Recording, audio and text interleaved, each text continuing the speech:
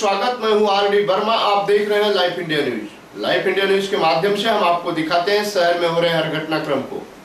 तो आइए देखते हैं आज के मुख्य समाचार। आमच्या घरात गणेश बाप्पांचे आगमन दरवर्षी असते, म्हणजे जवळजवळ 25-30 वर्ष झाली आमच्या घरात बाप्पांचे आगमन होते। पण यंदा आम्ही ते संकष्टी चतुर्थीपर्यंत ठेवले, म्हणजे 15 दिवस ठेवले। बाप्पा घरात आल्यावर घरातलं वातावरण एकदम आनंदमय प्रसन्न होते।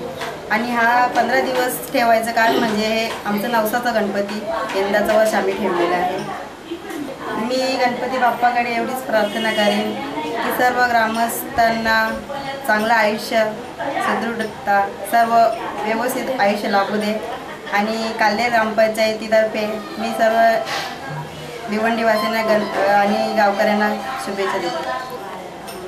बाप्पांच्या आशीर्वादानेच खरं तर हे पद मिळाले आणि गावकऱ्यांच्या आशीर्वादाने पण मी आता ग्रामपंचायत सदस्य म्हणून असं प्रयत्न करते की गावाचा जास्तीत जास्त विकास कसं होईल याकडे मी जातीने लक्ष लावेल। आणि आमची सर्व कमिटी, सरपंच, उपसरपंच आणि सर्व सदस्य यांच्या मदतीने मी गावाचा पूर्ण विकास करेन। आणि आपले खासदार पाटील साहेब यांच्या आशीर्वादाने जेवढी होईल तेवढी मदत त्यांच्याकडून आम्ही गावासाठी हे करू।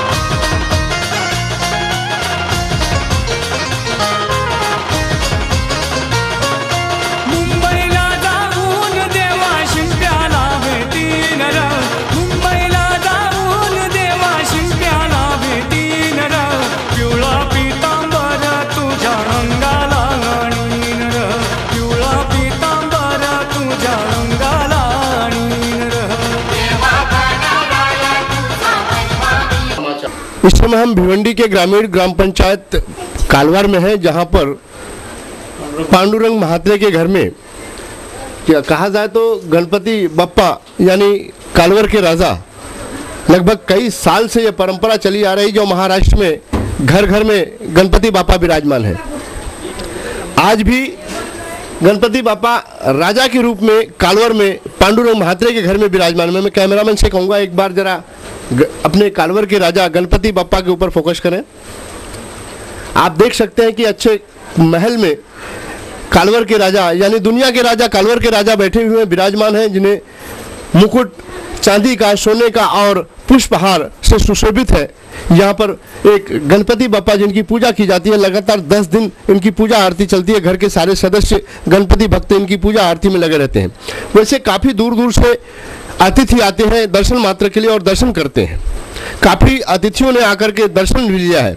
हमारे साथ कुछ मेहमान के रूप में अतिथि जो आए हुए हैं, मैं उनसे जानना चाहता हूं कि कालवर गांव में जो राजा दिख रहे हैं आपको, ये जो गणपति बापा की मूर्ति दिख रही है, वो मूर्ति आपको कैसी लग रही है? मंत्री जो मूर्ति जो विराजमान है, ये एक बहुत प्रशस्त मूर्ती आहे। पहिल्या सर्व भिवंडीकरांना की गणपती बाप्पाने एक चांगला की पाऊस झाला, कारण आपल्याला पाण्याची खूप गरज होती। एक चांगलं झालं पाणी आणि सर्व भिवंडीकरांना, सर्व म्हणजे महाराष्ट्राला, आपल्या हिंदुस्थानला सर्व सुखी राहो, आनंदाने राहो, हीच गणपती बाप्पा माझी चरणी प्रार्थना। 10 दिवसात आता म्हणजे उद्याचं शेवटचं आहे। बोलतो आपण गणपती बाप्पा पुढच्या वर्षी लवकर आहे, पण जाताना खूप या गोष्टीचं आम्हाला दुःख होते की एखादा घरातला जसा माणूस जातो तसाच प्रकार आमच्यावर येतो आणि आम्हाला खूप या गोष्टीचं दुःख वाटते।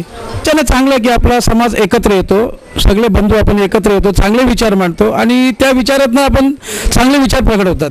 लोकमान्य टिळकांनी त्या टायमाला जे आपल्यावर बाहेरचे लोक राज्य करत होते म्हणून लोक तेव्हा जमत नव्हते, पण त्याच्याने लोकांचं असं की लोक एक जमवायची एक ही होती, म्हणून लोकमान्य टिळकांनी सार्वजनिक गणेश उत्सव जे साजरे चालू केले आणि तेव्हापासून लोकांनी ते टिकून ठेवले, ही चांगली गोष्ट आहे। माझं एवढंच बाप्पाचरणी प्रार्थना, सर्व लोकांना त्यांनी सुखात ठेवावं हीच माझी ईश्वरचरणी प्रार्थना। Thank you. देखा अभी आपने कि पांडुरंग महात्रे साहब ने कहा है कि हमारे गांव में सबका भला हो, सबको अच्छा रखे, सबको निरोगी रखे, गणपति बापा सबका भला करे। यानी कई वर्षों की पद्धति यहाँ आज जो गणपति बापा विराजमान है, पूरे गांव के लिए शुभेच्छा पांडुरंग महात्रे साहब ने दी है और कहा है कि ये प्रथा जो आप परंपरा चलाते आ रहे हैं, कुठपर्यंत आपण करणार आहोत? जोपर्यंत माझा जीव आहे तोपर्यंत चालू ठेवणार। जब तक हमारे जान में जान है और सांस में सांस है, तब तक हम गणपति बापा की सेवा करेंगे, ऐसा पांडुरंग महात्रे साहब ने कहा है।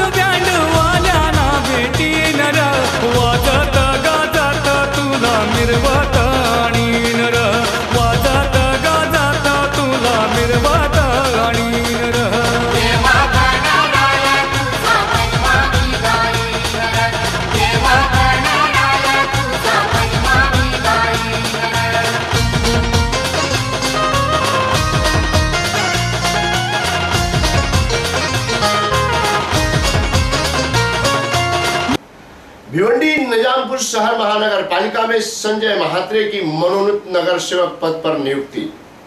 लोगों ने दिया पुष्प गुच्छ और किया स्वागत सम्मान, जहां रामदार रुपेश महात्रे ने दी शुभेच्छा। तो आइए ले चलते हैं आपको भिवंडी निजामपुर शहर महानगर पालिका, जहां मनोनीत नगर सेवक सुभाष माने ने अपना राजीनामा दिया, वहीं स्वीकृत नगर सेवक का पद खाली पड़ा हुआ था, जहां संजय महात्रे की मनोनीत नगर सेवक के पद पर नियुक्ति की गई। इस बात को लेकर के काफी शिव सैनिकों ने संजय महात्रे का स्वागत सम्मान किया, जहां काफी प्रशंसा करते हुए आमदार रुपेश म्हात्रे ने शुभेच्छा दी। माननीय श्री उद्धवजी ठाकरे साहेब यांच्या आदेशाने ठाणे जिल्ह्याचे पालकमंत्री व ठाणे जिल्ह्याचे संपर्क प्रमुख सन्माननीय एकनाथजी शिंदे साहेब यांच्या मार्गदर्शनाने आज या ठिकाणी भिवंडी महापालिकेचा स्वीकृत नगरसेवक म्हणून सन्माननीय संजयजी म्हात्रे यांची जी निवड झालेली आहे, यामध्ये भिवंडीतील सर्व सन्माननीय नगरसेवक आणि खास करून ज्यांचं नाव घेणं या ठिकाणी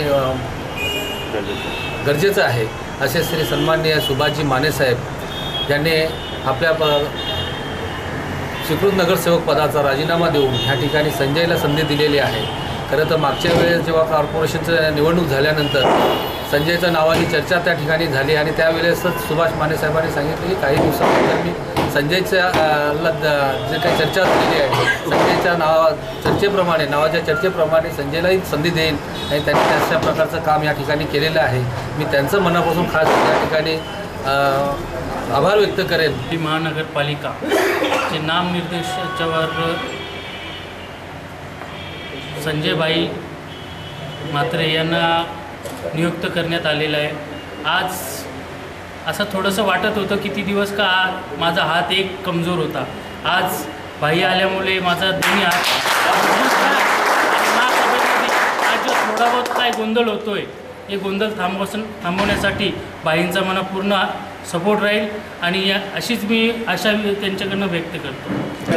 रिक्त झालेल्या स्वीकृत नगरसेवकापदी संजयभाई म्हात्रे यांचा आज नियुक्ती झालेली आहे। पहिला त्यांचं अभिनंदन। आणि ही नियुक्ती वरिष्ठाच्या सांगण्याप्रमाणे वरिष्ठाच्या याच्यातून यांची नियुक्ती झालेली आहे आणि नक्कीच ह्या नियुक्तीला स्वीकृत नगरसेवक पद महानगरपालिकेत जाऊन ते या भिवंडीचा विकास घडवण्यात नक्कीच ते मोलाचं सहाय्य करतील आणि त्यांच्या ह्या आज नियुक्तीला नाईक परिवारतर्फे व संबंध भिवंडी शहर शाखेतर्फे त्यांचं अभिनंदन। सर्वप्रथम माझ्या साथीचा, माझ्या जोडीचा आणि आमच्या समवयस्क नगरसेवक आहे भिवंडी महानगरपालिकेवर एक आम्ही त्याला लाईन ऑफ भिवंडी म्हणतो। भिवंडीला खरोखरच याची गरज होती।